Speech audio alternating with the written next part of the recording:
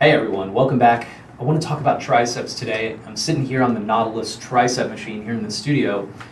There's a couple of ways that we work with our clients on the triceps, either on this machine or another one here in the other room. There is one specific exercise that drives me crazy called tricep kickbacks that people do, and it's absolutely pointless. And when I say that, this video really is about helping people identify what the maximum contraction point for the triceps is. And it's fairly simple. If you look at me doing this very pointless tricep exercise right here, you'll notice as I'm moving through this range of motion, now I'm doing this very slow, but most people when they're in a gym, they're moving at ridiculously fast pace. A lot of it's because they just don't know any better, unfortunately. So trying to raise awareness that, look, if you don't want to injure yourself, you want to move slow, but at the same time here, you saw that exercise when I was moving through that range of motion. And if I'm starting right here and I'm moving that elbow straight out, right? And this supposedly should be the place where my muscle is contracting the most. But the triceps actually contract the most right here. And what's gravity doing? It's putting no load or weight on this exercise whatsoever. So what we're saying is that the triceps are not like the biceps. And the biceps, and the preacher curl here right behind me on that machine, it starts here, and then the maximum contraction point is the furthest you can move through that range of motion. When the weights are at the very top of that weight stack and lifted completely, that's when those biceps contract the most. That is not the same for the triceps. You'll notice this on the exercise here, the intensity on this rope when I'm holding it.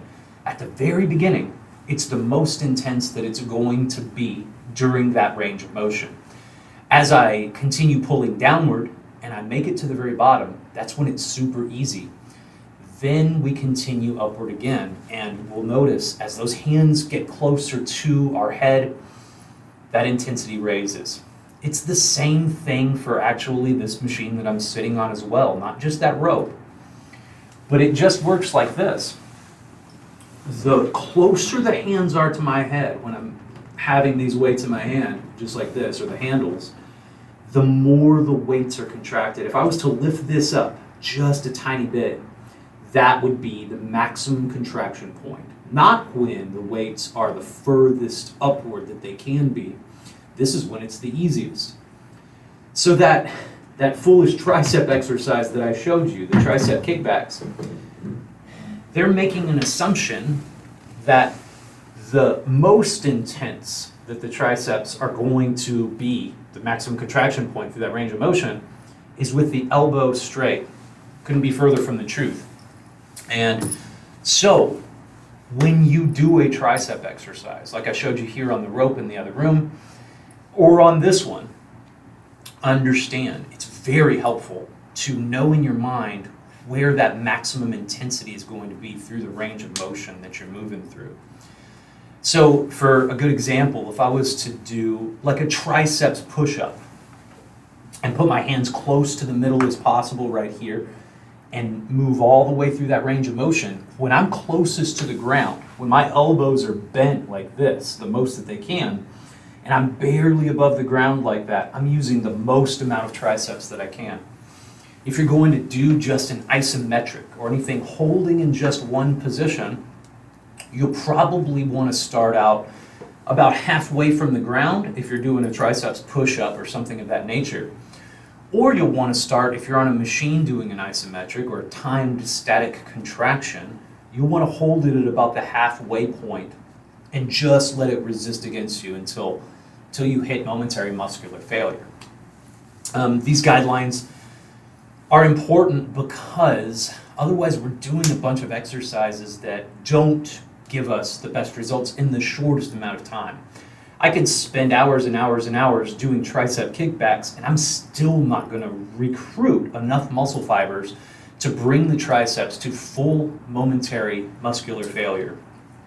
And that's the point of workout if we're trying to do it efficiently, of course. We want the maximum stimulus for the muscles so that in our off time, those next 3 to 7 days, whatever you choose for your rest, so then that way they can build back stronger than ever before, of course.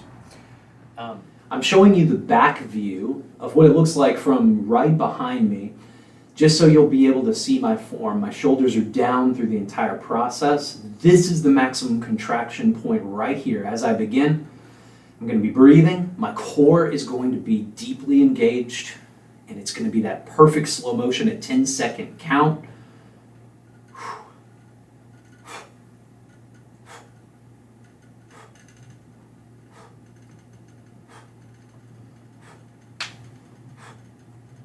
You'll always want to keep your elbows gently bent and never completely straighten them out, and turn around at that perfect spot.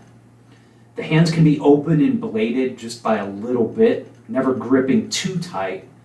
Good, in that maximum contraction point, when these hands are closest to our head. Excellent. And then barely touch, barely start. I am actually already very fatigued in my triceps. And it's very likely that I'm about to hit momentary muscular failure. You can see exactly how this happens. I have pre-fatigued my arms in the other room. Excellent. No fast movements, and gently relaxing at the end. Always keeping the shoulders down. So the triceps are a great example of exactly how to spot that maximum contraction point when you're moving through a range of motion for an exercise, and how to make sure that you're getting the most out of your own workouts. There's other exercises that are very similar to this, where it's very close to us, that range of motion, that intensity, where the maximum contraction is in exercises. So A, I hope you don't do tricep kickbacks ever, or never bothered doing them to begin with. And B, I hope you do find just the perfect tricep exercise for you. Tricep push-ups are always an alternative to anything that you could do in a studio. And the good news is that if you work out intensely enough, it really doesn't matter what tool you're using, as long as you are getting into the maximum contraction points for that specific muscle group that you're targeting right there.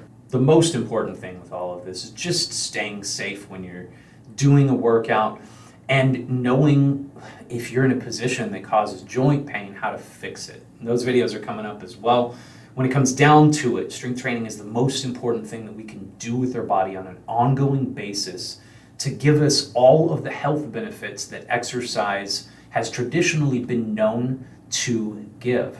In fact, I would go as far as to only define exercise as strength training, because it is the only thing that can give you all of the benefits that have been attributed to exercise over the years.